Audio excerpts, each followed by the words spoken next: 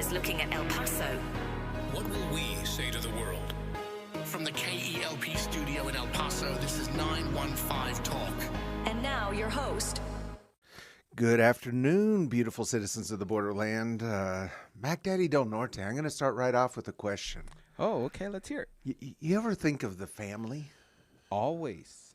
No, not your family. Oh, what kind of family? The family. The family. You know the Gambinos? Oh, The- guys. No. I don't No, know about you don't think much about them. They're far away, huh? Yeah. That was a trick question. Yeah. Like, of course I think about my family. Yeah, we can think about the mafia, oh man, so many different pieces of that. I remember in the 90s we talked a lot about the Bloods and Crips. Haven't heard about them recently. I don't know how they've been doing. Might need an update. I don't know. It's interesting. I was thinking about this. Okay. If you go to the movies and they're talking organized crime, it seems just like really alluring and interesting and almost like it would be fun to be a part of that. Yeah, actually. Right? Yeah. But I was thinking about that today because we are going to be talking about organized crime here in the borderland. Okay. It's a pretty heavy subject, and it can be easy to just be like, oh, that's like really fun and interesting. But actually, it's a lot of lives being destroyed. Yeah, that is very true. And it is, sadly, that there is, of course, we know the name, not just the Gambinos, but we know the cartel. Oh, We hear about that, right? Yeah. And so we're going to be talking about that today. It's not an easy subject, but I want us just to, I guess, put our pinky toe at least in the water and start to get an understanding of it. Sure. So our guest today was on in January. He was the lead FBI investigator for the Walmart shooting here in El Paso. Okay. That was a heavy conversation. Yeah. But if you're listening and you missed that conversation, I would encourage you to go and listen to it on the podcast format. Definitely. You can find that whole conversation. But I don't remember if it was before or after that conversation. He said, you know, my whole career I spent fighting the drug trafficking and the organized crime here on the border. Would you like to talk about that? And I guess I just jumped right on that. I said, sign me up. Yeah, definitely. Okay. Yeah. So it's funny because, you know, at the beginning of this program, we'll often say about our guests, he is a true son of the borderland. Yes. But he moved from New Jersey in the mid-90s and spent his whole 27 years in the FBI here in El Paso. But I think it's safe to say if you spent 27 years in the Bureau here in El Paso, you know El Paso better than a lot of people who have spent their whole lives here, that is very or at least true. different parts of it. Yeah, different parts. So it is a heavy subject, but I do want us to hear about it.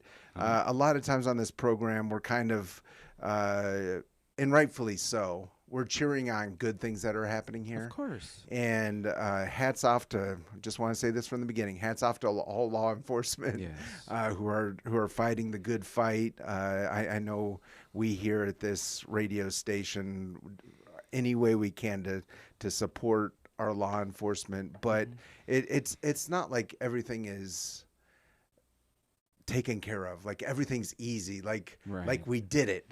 Yeah, exactly. And so the fight continues. Our guest is now retired from the FBI, so he'll be sharing a little bit about his experience. Nice. So I really want to jump into it. So without further ado, let's give a very warm borderland welcome to the one, the only, Mr. Mike Cordero. Thanks very much. Mike, welcome back. Thank you very much. Glad to be here. Wow. So we're going to start off in kind of an interesting point in time, mid-90s. You know, there's different crises. There's financial crises.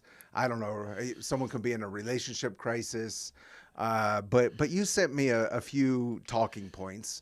And I purposely did not dig into them because I want to hear about it for the first time with the leaders, Right. with our listeners, I should say.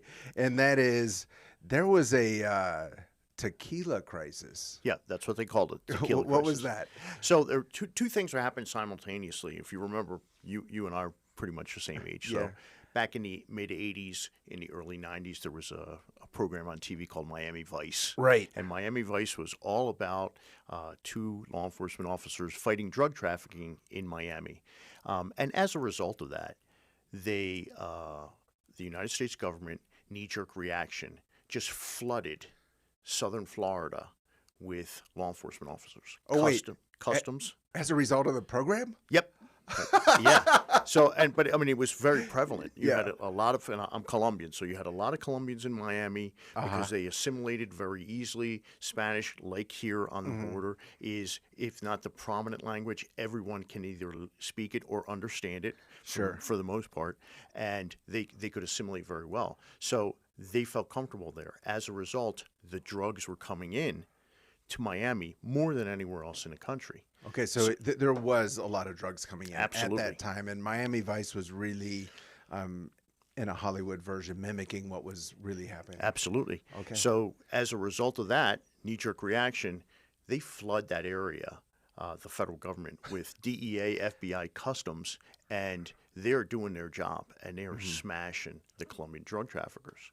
At the same time, you have a crisis in Mexico, and it was called the tequila crisis because Mexican tequila was prominent, and they were like, oh, that was one of the things that they would do, and there was a monster collapse of their currency, and they had hyperinflation to the point of, people were losing, value on their pesos, maybe 25, 50. I think it went up to, I'm looking at my numbers here, 52% of the value of their currency was lost in less than a year. Wow. So you had 100 pesos, and at the end of the year, it was, 48 pesos worth of buying power. Sure. So you have that problem that's occurring. Oh, wow. So they actually lost 6% of their gross domestic product. So that's the value of all of the products that they make. They lost 6%. So nobody wanted to go ahead and invest in Mexico, right? And then that bled over to Brazil and Argentina, and they also had crisis at the same time. And the president at the time was George Bush, the father. Yes. And he advocated for, correctly, I think, with the International Monetary Fund, to go ahead and bail Mexico out to the tune of $50 billion. All right. So this is 1994 and 1995. Right. So Back when $50 billion was money. Exactly right. Yeah, you're exactly right. But I mean, imagine an influx of $50 billion into an economy that is, you lost half the value. It's going to go ahead and bolster them and give them. And we needed that because, hey, Mexico's our back door. Like, we need Mexico as much as Mexico needs us. Right. Same thing with Canada. These, we're tied together whether we like it or not. Right? So we're tied in, and if something's happening in Mexico, it's directly affecting the United States. Yeah, I guess what you're saying is we don't want our neighbors to be in a desperate financial situation because that's going to bleed over and hurt us. Right. And somebody's going to come in and fill that void. Someone's going to, maybe a bad actor is going to go ahead and come fill that void rather than, us helping our neighbors. So correct thing to do was to go ahead and give Mexico $50 billion so they could go ahead and bolster their economy and try to fight back. But remember, I mean, like when you have 52% hyperinflation, it's going to take a while for people to go ahead and feel comfortable again with Mexico investing money in all those things. So they had to find a way to go ahead and do that. And the president at the time decided, it's like, okay, one of their greatest assets was the border with the United States. And Mexico at that time was known for, as far as drug trafficking was concerned, weed, marijuana. That was their staple. Right. And they were very good drug traffickers. If you're, looking at it objectively, they were very good at it.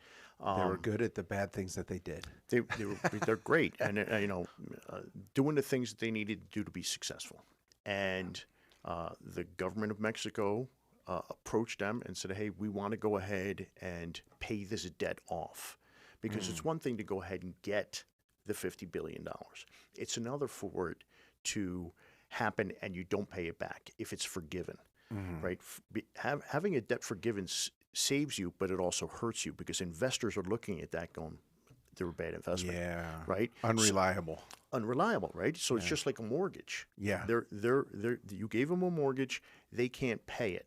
What's the likelihood you're going to go buy another house and get a mortgage from the same mortgage company or another mortgage company based on your credit history? So that's really, in layman's terms, that's what we're looking at. A $50 billion mortgage was given to them with the understanding that, the wink of the eye that they do every year is like, hey, we're going to loan you money. And the first order of business in every Congress, after all the congressmen are sworn in, is the forgiveness of debt. And the Mexican government said, do not forgive our debt. We can't have you forgive it because it's going to hurt us. Right. We have to find a way to pay for it. And looking at it from the business standpoint, right, which is my background, that's impossible. It's not going to happen. Like, you can't pay $50 billion back when you have hyperinflation and your economy's in ruins. Oh, so just to clarify, the $50 billion was a stopgap, but it didn't actually save their economy. They have the best of intentions, but not the ability to follow through. Yeah. I mean, the understanding in these things when you go ahead and loan money out and you do that is very few times are any of those debts going to be paid for, right? They're going to be paid off. They're usually forgiven.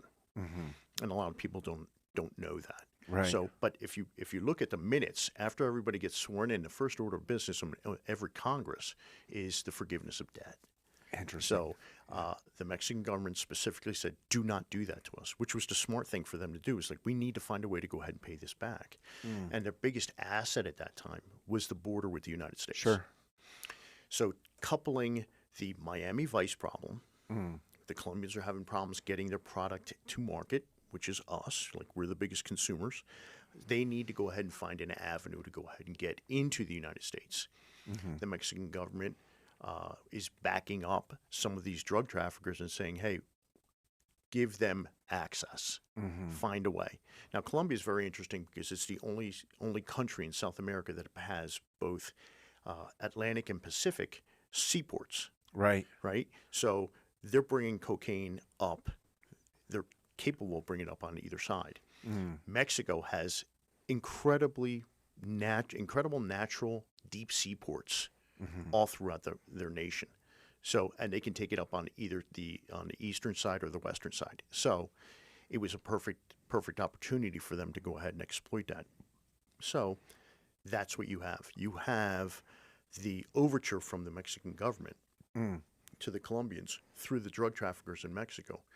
Bring your drugs up. We'll guarantee that they're going to go ahead and at least make it to the border. Right? Okay. And that's what's happening. So that's where you run into the questions that I always used to run into. It's like, hey, you just arrested Vicente Carrillo Fuentes, Chapo Guzman. You arrested all these big players that you know about. And now you would expect drug trafficking would have at least a hiccup until that void is filled. And what you find is that's not the case. And the reason that's not the case is because those drug traffickers they have a role in the organization. But the actual drug traffickers that are facilitating this is the Mexican government. They're facilitating the drugs coming up. They're very good law enforcement officers. They are. And if you want me to believe that they can get all of their cocaine from the deep seaports in Matamoros and all the others, they can get them all the way up to the border, and you never hear of a seizure of cocaine taking place on any of the highways in Mexico. To this day. I challenge you. Find one. You're never going to go ahead and find multi-ton quantities of cocaine being seized on the highways in Mexico. It doesn't happen. And the reason for that is because Chapo Guzman is just a face of the organization. He is not the organization. The organization is, in fact, the government of Mexico. And the government of Mexico is the ones who are pushing these things through. So you're saying that was the case both during your career and now? Absolutely. Okay. That's exactly what's happening. Yeah, so I don't know if you can speak into this, but what comes to mind is then how does law enforcement in the United States partner with the Mexican government? It's very difficult. Yeah. It's a very difficult proposition. There's a lot of requests that are coming in from Mexico as far as sources and techniques and all those things. And I'm like, hey, there are, and that's to say, there are very good law enforcement officers in Mexico. They're very squared away politicians. They're trying to go ahead and do the right thing. But the reality is, every time we take down one of these mega drug trafficking, the main guys, nothing happens. Somebody fills the void, and the drugs keep on coming. Okay, so I have to ask this too. Based on that, are the main guys really the main guys? Like, is Chapo, was he really that big of a... Oh, he was huge. Okay. Yeah. Yeah, so they're kind of the managers, but the organization can work without the managers, Right. what you're saying? And that's fair. If you look at it from the standpoint, again, understanding my background, as a multilingual, or pardon me, a multifaceted international corporation, you have one set, and you look at it as a wheel. You have one center person. Let's put Chapo Guzman in the middle of that. And he has to go ahead and run the organization. He's actually not picking up cocaine, putting them into vehicles, selling it on the corners in Chicago and New York. He's not doing that. Right. But what he does is he controls the trusted individuals who are entrusted with making sure that those things happen based on what he wants to have happen. Right. Right? So it's just like you look at Steve Jobs at Apple. He wasn't sitting there making your iPhone. Sure. He's dictating. It's like, this is what I want to have happen. This is how we're going to go ahead and do it. We need to buy this company. We need to do A, B, and C. Right? He's the idea guy, and he's the guy that's making the decisions. And if you look at it from that standpoint, the individuals who are making those decisions are your Amado Carrillo Fuentes, your Vicente Carrillo Fuentes, your Chapo Guzman. Those were the guys that were actually the center spokes in those organizations. But to make a lot of those things happen, you need assistance. So you have to go ahead and get your product from the deep seaport to the port of entry in Juarez. So how is that happening? Well, we got to go ahead and make sure we pay off the right people. Yeah. The right people are going to go ahead and get their mordida, right? And that's their payoff, however that is. And that's exactly how these things happen. So everybody's going to go. They know their role. They know what they're supposed to go ahead and do, and they continue to go ahead and push through that plan that took place in the 90s, and it's still operating to this day. Okay, so you set up the crisis. Is it just called the tequila crisis because it was in Mexico? It didn't have to do with actual tequila? No, it had nothing to do with that. That's what they just called it. Right. Okay. So I want to kind of summarize where we're at. In the mid-'90s, there was a massive devaluation of the Mexican peso. There was a deep financial crisis. Bush Sr. Determined that a $50 billion bailout would help out Mexico. He sent the money. The Mexican government wanted to do the right thing. So they said, don't pay us back. We're going to figure out a way out of this. And I'm reading between the lines. And so drugs was the answer?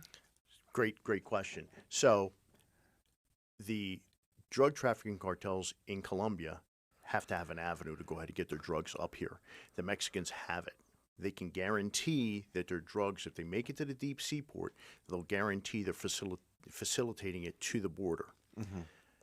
That is going to go ahead and carry a tax or payment. And that payment is what the Mexican government used to go ahead and pay us back. So let's get back to my original example, which was your mortgage. Right? So you have a 30-year mortgage, and you're going to go ahead and pay that thing back, and you know that there's going to be principal and interest. If you come into money, you get a better job, and you can pay a little bit more every month, that 30-year mortgage turns into like a 25-year mortgage or 28. Right? So you're reducing the total amount that you're paying. Yeah. So, and that's a benefit to you. Of course. Right? Imagine this. The Mexican government gets bailed out $50 billion, and in 2 years, they pay it all back with interest in total.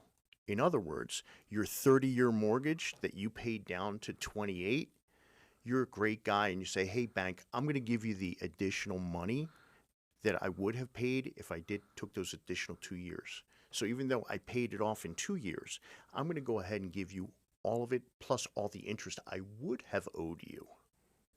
Right? So what does that do? That now emboldens other countries to go ahead and invest in Mexico. They're like, wow, they paid this thing off. And they had, I think it was 10 years to pay it off, and they paid it back in 2. Right? So imagine in January of 2025 or 2024, your country goes right in the toilet and you lose over 50% of the value of your money. 2 years later, you're back to square one, exactly where you should have been, and you just paid off a $50 billion debt.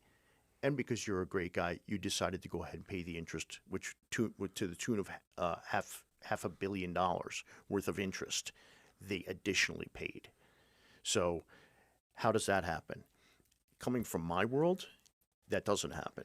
It's impossible. You can't do that. The GDP won't allow for it. Right. There's no magic bullet that's going to make that happen. Right. So if you look at it from that standpoint, we, the consumers of these drugs, paid that debt, and we paid all the interest through Mexico because we were buying the majority of their cocaine. My goodness. Those who are listening to the radio can't see my face right now, but this is flabbergasting, really. If you're just joining us with Mike Cordero, he was on this program in January. He was the lead FBI investigator for the Walmart shooting here in El Paso, but he spent most of his career fighting the drug trafficking here on the border.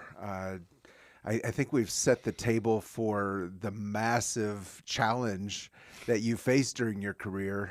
So we'll get into that here in a minute, but we do need to take a break. This is your daily reminder that 915 Talk is a production of Desert Voice Media. That's the website, desertvoice.media. You can visit and click on that 915 Talk link and listen to this or any previous 915 Talk conversations. It truly is a privilege for me each and every weekday afternoon to learn a little bit more about our city. Today is a pretty heavy topic, just like the last time Mike was on, but I do believe we need to learn all about the city so that we can serve and be a part of bettering it. So really, again, we appreciate you coming in, Mike. We're going to continue this conversation after this break. Do not touch that dial. We'll be right back. Don't touch that dial. 915 Talk is listener supported and is a production of Desert Voice Media. That's right. It's people just like you who make this program possible. Together with Desert Voice, you can learn how to better serve our neighbors and pray for our community. To become a Desert Voice Media partner, you can visit desertvoice.media. That's right. That's the website, desertvoice.media. Take a look and join us today in reaching our borderland for Christ. Have you ever wondered what it might be like to connect your Sunday faith with your Monday work? Hi, my name is Tiffany Etterling, and I'm the host of a brand new program right here on KELP called the 323 Podcast. Colossians 3:23 says, whatever you do, do it as unto the Lord. Through stories and conversations with business leaders and difference makers, the 323 Podcast equips listeners to honor God in the way they lead, create, and serve.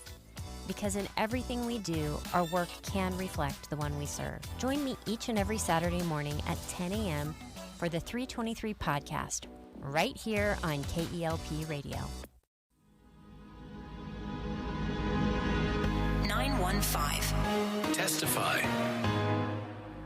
I went to federal prison, got out, and went straight back to hustling on the streets, doing the devil's work, basically. I was doing a lot of bad things. I had a lot of darkness in my life. I turned my back on my daughter, and I chose drugs over her. I didn't see that I ever wanted to stop. I thought that my life was going great the way it was until I went to this one rehab. I reconnected with God again. There I learned that God is merciful, and He's graceful, and He will forgive you no matter what you do wrong in life. I'm living a better life now. I was broken. I was in the dark. I was damaged. I didn't think that anybody would ever love me until I found God. The darkness turned to light, and He saved me. I am not a victim. I am a survivor of everything. I'm Lauren from El Paso, and if God can do this for me, he can do it for you. And they overcame him by the blood of the Lamb And by the word of their testimony. DesertVoice.media. We're back. You're listening to 915 Talk. We are back, and you're listening to 915 Talk. I'm your host, Andy Frecka. Today, we have with us Mike Cordero. We're talking about his career in the FBI, fighting organized crime, fighting the drug trafficking. Well, really, we're just kind of setting the table still, explaining this crazy story you were sharing about Mexico being in debt, kind of to get out of debt. What you're saying is they used drugs, and this was the mid-'90s. You are not a policymaker. You never were. Do you see anything that could have been done differently at that point in time? Yeah, that's an interesting question. You have to kind of disassociate yourself when you're in law enforcement to policy because we don't make policy. We Right. just follow whatever the laws are, whether you like them or not. Sure. That's what the law is. But in retrospect, which in hindsight, it's always 2020. Sure. Having some more boots on the ground as far as control of that money and like how are you paying this back? Because really, anytime you loan money, you want to know how that money's coming back to you and when it's coming back to you, Yeah. right? Like when is this? Is it a monthly payment? Is it a yearly payment? How are we doing this? And from what we saw, there was little to no control, and that allowed for the situation which presented itself and still proliferates to this day because once you're hooked on that, the Colombians were, and Amado Carrillo Fuentes, who was the guy, kind of set the ground floor for this monstrosity that's happened, allowing Mexico to go ahead and continuing to push that plan that they had back in the 90s. It still operates today. So some more control, American control, international control, where you have folks in country helping these, the host nation, Mexico. You're like, hey, you guys got to, you can't let this happen again. And this is where you made those mistakes. There wasn't that control, and that's what we saw from that point. And to make matters worse, just because you get a check for your entire balance with the interest doesn't mean it's okay. Right? You got to figure out, like, did he rob a bank? Like, how did this happen? Yeah. Well, Right? in the story you're describing, really what happened is the person who owes the mortgage just got the bank hooked on drugs, and the bank was okay with it. Yeah, exactly. I mean, and that's frankly, that's part of it. And interesting how that happened. There was and I won't say what the bank is, but there used to be a very big bank that only had one branch west of the Mississippi. Okay. Until the mid-'90s. Okay. And when this started happening, they're everywhere now. And they were a strictly East Coast banking system, Interesting. and then they came west of the Mississippi, and they ran into a lot of money laundering issues. Doing things that they shouldn't have been doing. So there's where you have a lot of oversight and a lot of control from the outside. Yeah. So probably at that moment in time, it just looked good politically. Mexico's paying us back. Yep. Mexico's getting back on track. Yep. Let's not worry about how they're doing it. It's a success story. Yep. It's a success story, I would think, and I'm just speculating here, for the folks in Washington, because the money's coming back. Normally that doesn't happen. We send it and we never see it ever again. And so everything's kind of okay. And let's not look under the rug if something's been swept under it. Certainly. I mean, that's where you get a globalist look rather than it's like, hey, we take care of our own, we do the right thing. You can't get greedy. Exactly. Okay. The tequila crisis. Colombia and Mexico are working together. They set up this system to bring in drugs through the southern border. Speak into that. It's a marriage of convenience. The Colombians need to go ahead and get their products to market. We're the biggest market, whether we like it or not. and the Mexicans can facilitate it, and they're going to go ahead and benefit from that as well. So it is it's a symbiotic relationship. One needs the other, and one can't function without the other. Okay. Right. And then in the middle of all this, there's this huge question, like a very general but massive. What exactly is drug trafficking?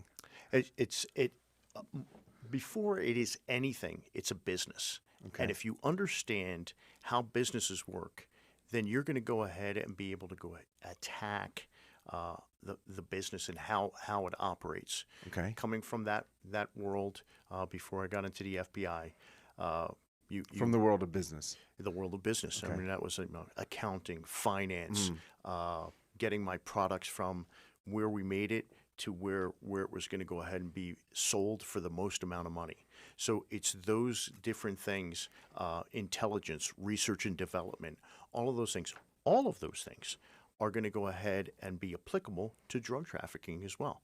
Okay. So you have the CEO of Apple Computer, they're making decisions, but those guys aren't actually doing the work.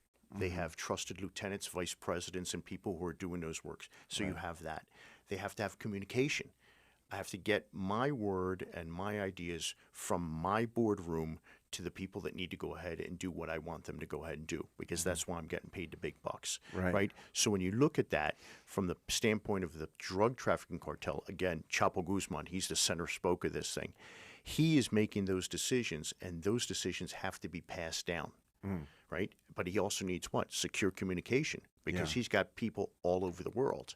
So he's not just picking up a cell phone and making that happen. Right. He's got to go ahead and have encryption. He's got to go ahead and have satellite phones. He's got to have encrypted computers to go ahead and push all that stuff out. Then he has an additional problem people don't think about: cash. Getting cash is probably the easiest thing that they do when they sell their drugs. Okay. Getting it back here so that they can go ahead and use it and actually have cash, physical cash, is a problem. Right. Okay. So it's hopefully a problem for them to get the drugs from Mexico into the United States. Hopefully. Yes, it is. But it's another problem to get the money back across the border into Mexico. It is, but there's one thing that people don't understand about that. It's not illegal to have money in any form, in any amount. It's legal tender. If you look at any current bill, United States currency, it says on there to satisfy all debt, private or public. Okay. Therefore, it's not illegal to have cash. It is illegal to have ill-gotten gains. In other words, I go ahead and commit a crime and you pay me for that. Those monies are ill-gotten gains. But me as a law enforcement officer, I have to prove that. I have to prove that that money that you have in your wallet was obtained by using illegal methods. Right. Right?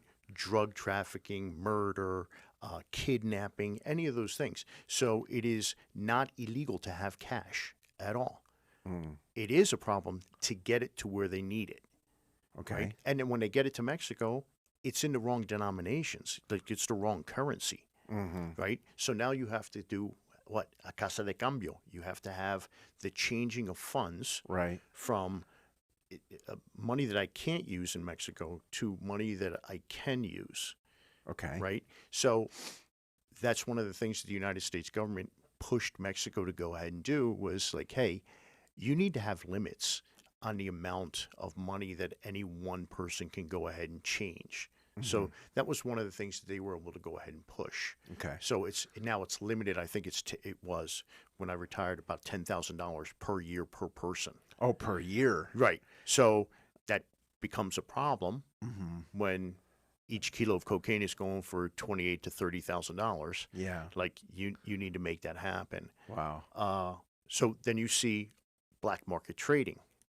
If you come to a Walmart or you go to a Best Buy, Black Friday, you're going to go ahead and see pickup trucks loaded, just carrying out TVs and appliances and all those things, and they take them to go sell them, and they sell them at a discount. and the discount is maybe 4, 5, 10%. And okay, why are they doing that? Because they can sell that product at a loss, but that would be the same fee that you're going to go ahead and get the casa de cambio. Yeah. Right? But you're just selling a hard product. So I Wow. buy a product, I sell this product at a loss, which is really not a loss. It's part of the cost of laundering the money. Right. And then I get it into a form that I can utilize it. Okay. Right? So it's complicated. Like, when we get into money laundering and how those things happen, it's not an easy process, and there's a lot of play in how you can go ahead and launder money. Yeah. It's not easy, but having physical cash, that's a problem. Believe it or not, it's not as easy as everybody thinks it is. Once you get that money into Mexico and it's in dollars, that's an additional hurdle that they have to get over. Okay. So you're saying drug trafficking is above all a business. Absolutely. As we look at all this, again, you are not a policymaker. You were not a policymaker. You were there for enforcement. When I look at all this, I clearly don't have the answer. Right. I don't know that any person does. But one of the things I think about is just this voracious appetite for illicit drugs that many of our fellow Americans have. And as long as that demand is there, it seems to me that the cartel will find a way to feed it. Anybody would. It's not just a cartel. If you have a want or a need, regardless of the cost, people are going to go ahead and they need it, right? If it's an addiction. Right. It's not a question of they want it. They need it. So they're going to find a way to go ahead and get it. Regardless of the price, regardless of the cost, it doesn't make a difference. And I mean physical cost, mental cost, monetary cost. Yeah. So it's just human nature. They're going to go ahead and fill that void. Right. It's going to happen. So there's not a one state solution here. Yeah. You can't just try to go ahead and kill off supply in an effort to go ahead and solve your problem. Right. We have a problem here with demand. We're the biggest consumers of everything on this planet, except for cigarettes, which is China. But almost everything else, it's us, right? So, Interesting. Yeah, it pains me to go ahead and say it, but the reality is that's the truth. So, are we part of this problem? Absolutely, we're part of this problem, right? But it can't just be, hey, we're going to go ahead and just start throwing everybody in jail. That's not going to work either. You got to go ahead and stop the supply. So the supply is an issue, the demand is an issue. Right. So you have to go ahead and address both problems simultaneously rather than go ahead and try to address one or the other. Right. Right. So really, in my humble opinion, you look at it, it's like, hey, I never stopped working organized crime cases. Never. And I was super successful. The guys that we all worked in our group were super successful. But were we making a dent? We're catching maybe in a good year 15 to 20% of all the drugs that we were getting. That was it nationwide. As opposed to 80% is getting by us, and maybe more. Right. Right. So, and I'm being super generous. Right. But our objective was not to go ahead and seize drugs. Our objective was to identify, disrupt, dismantle, and destroy those organizations. Right. Because it's going to take a little bit longer to go ahead and get that organization up and running again. Yeah. Right. But it will. Yeah. I mean, because as we're talking about this, again, I think, our listeners would agree that this is overwhelming.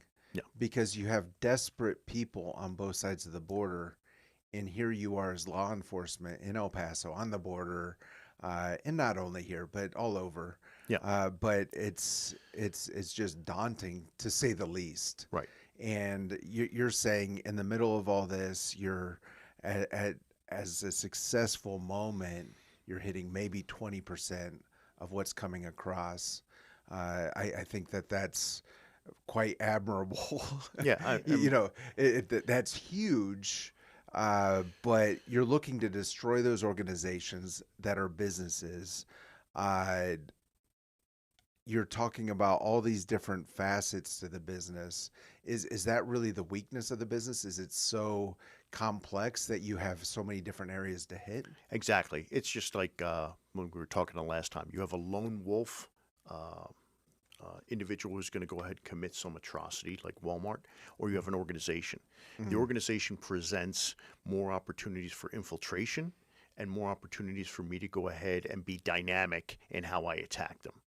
So in any one of those facets that any of those organizations have, whether it be lieutenants, enforcement, security, they all have these things.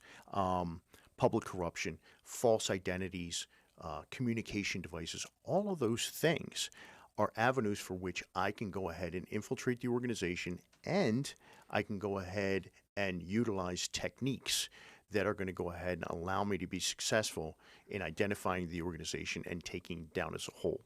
And part of that was once we arrest the individuals, is seize all of the assets, right? That's where you really do damage. So I'm seizing houses, cars, cash, jewelry, all of those things. So all the work that the drug trafficker did to go ahead and accumulate this wealth, I'm taking every cent of it. Like every single thing that we can go ahead and take, I'm going to.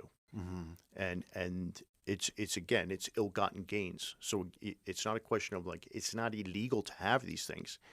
What's illegal is the method by which you obtain the money to purchase those things. Right. And therefore, that's poisoned as well. Yeah. Right. So we would just take everything. And that's where you did the damage. Wow. Yeah. So we're talking about what is drug trafficking. We talked a little bit about how drug trafficking organizations are set up.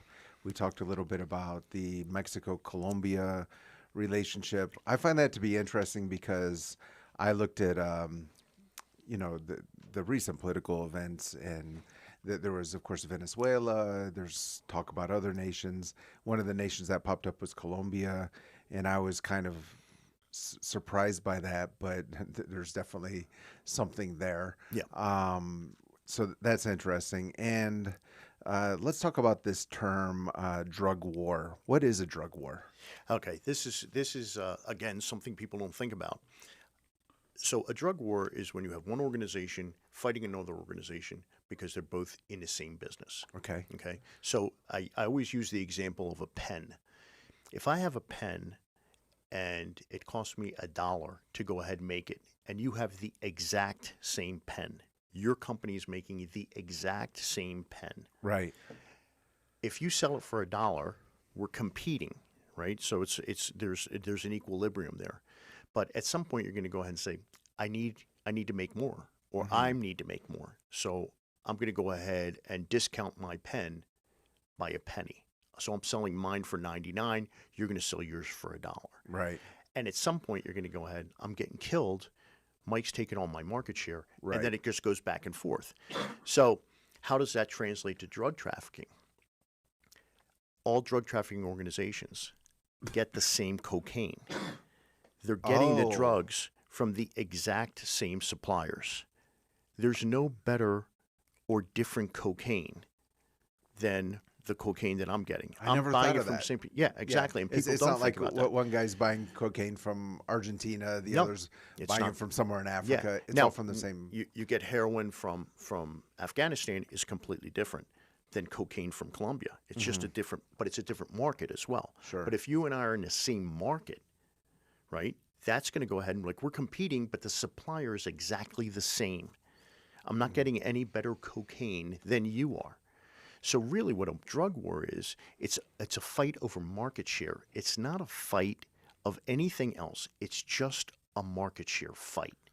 So if I can eliminate you and I can eliminate my competition, then I'm going to absorb a great portion of his market share. And then I'll just wait for the next competitor to show up, right? So that's really what it is. Drug wars are all about market share. It's not about anything else. Like you may have a personal problem with, the guy who's selling drugs on the other side of the street, and that's fine. But in the big picture, it's exactly the same thing. It's money. And that money is, hey, he's getting his cocaine from the Colombians. I'm getting my cocaine from the Colombians. They're selling it to us at exactly the same price. I need to go ahead and expand my business because my wife wants a bigger house. So I have to go ahead and find a way to go ahead and generate more cash. So I'm going to cut my price to go ahead and get more of the clients. And I'm going to be drawing the clients from who? My direct competitor. Yeah. Right? And that's where it starts happening. Yeah. And that has been, when illegal organizations, that has been nonstop for eternity.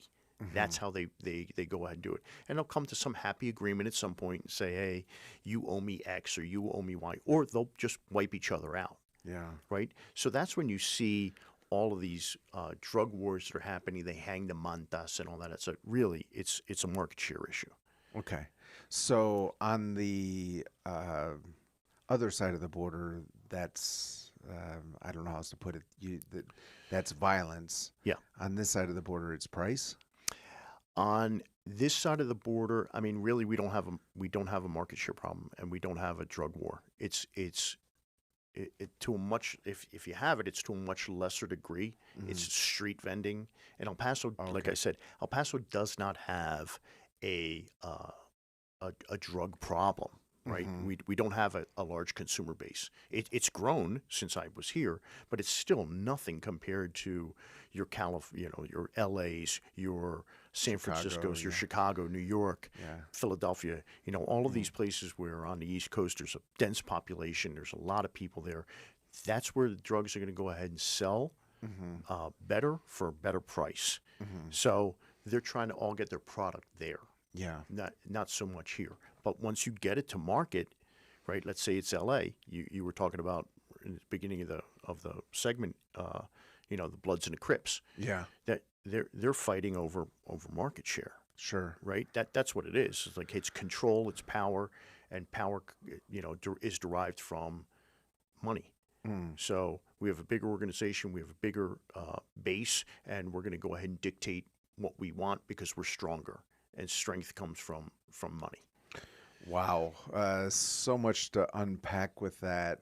You're saying El Paso doesn't have really much demand. The cost of the drugs on the street is not as high as other places in the States. Yes, sir. I heard someone say that, and I want to say this incredibly respectfully, but I heard someone say that El Paso doesn't really have the drug problem, but it's everyone else's problem.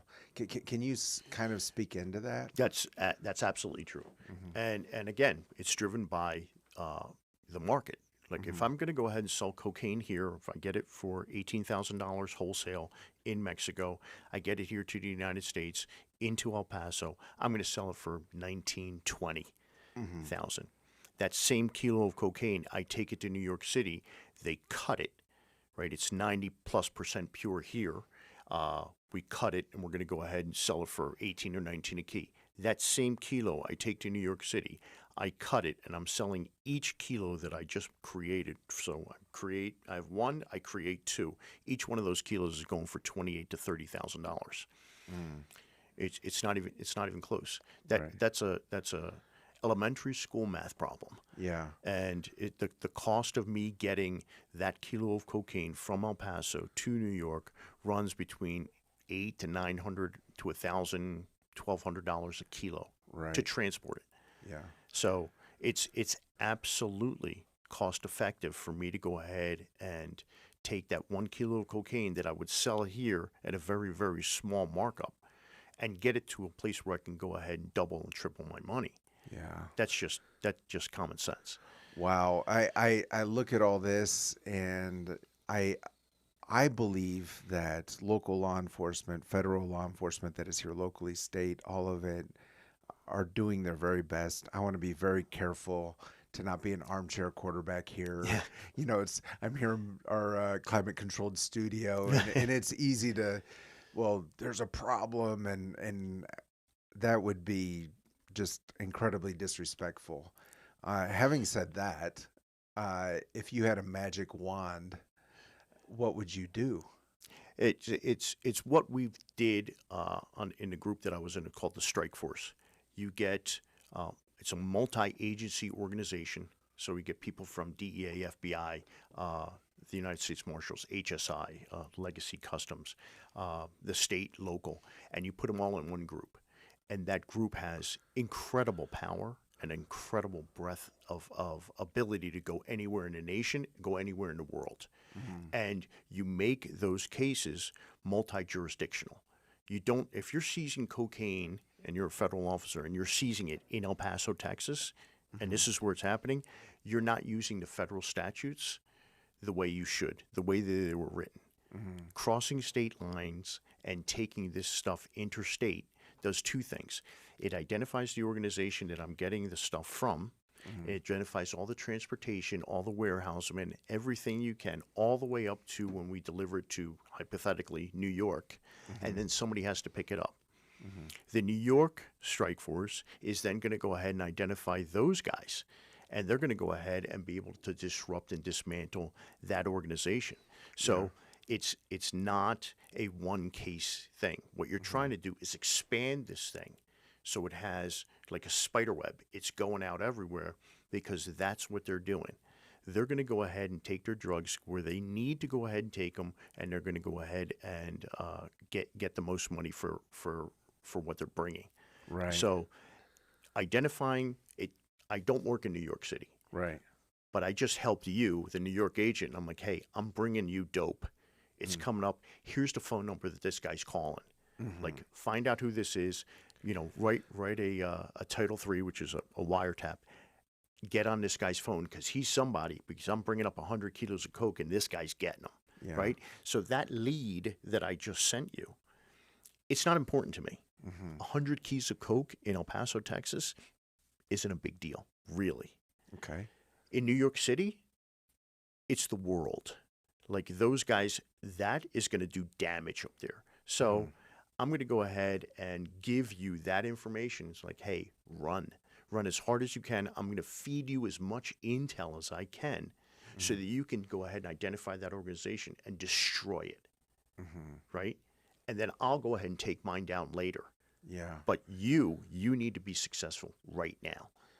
Right. So what I'm hearing you say is the magic wand is actually cooperation. Absolutely.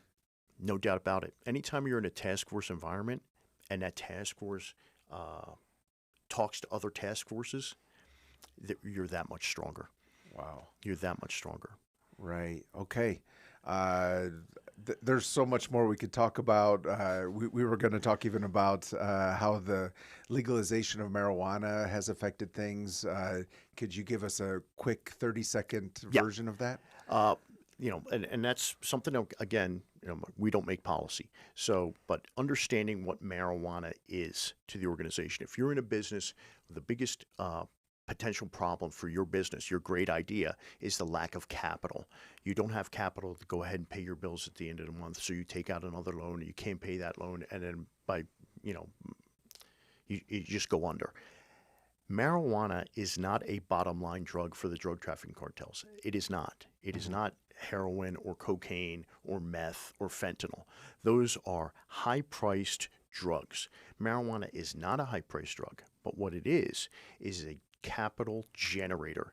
It's making money all the time for the drug trafficking cartels to be able to go ahead and take that money and utilize it to pay for everything they're doing with the high-priced drugs, with the cocaine, the heroin, the meth. So the legalization of marijuana has not slowed down the cartel from bringing marijuana? The cartels are the Walmarts of marijuana. In fact, the hemp plant is only supposed to mature twice a year. The drug trafficking cartels invested millions of dollars to go ahead and have their THC increased, and instead of twice a year, now they can cultivate it 3 times a year. So they just increased their capital that they can go ahead and spend. So that's where you always start out. If you're a new drug trafficker, you start out with the weed. Why? Because they need to go ahead and see if you're trustworthy, if you work well, and all of those things before they give you the big ticket item, right? Right. It's the same thing like working at McDonald's.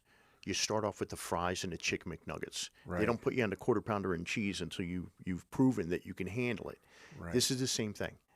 And that's what marijuana does. So if you're going to go ahead and legalize marijuana, understand what that does, because the drug trafficking cartels are still going to flood the market with marijuana. So nothing was solved. And it's going to go ahead and be cheaper.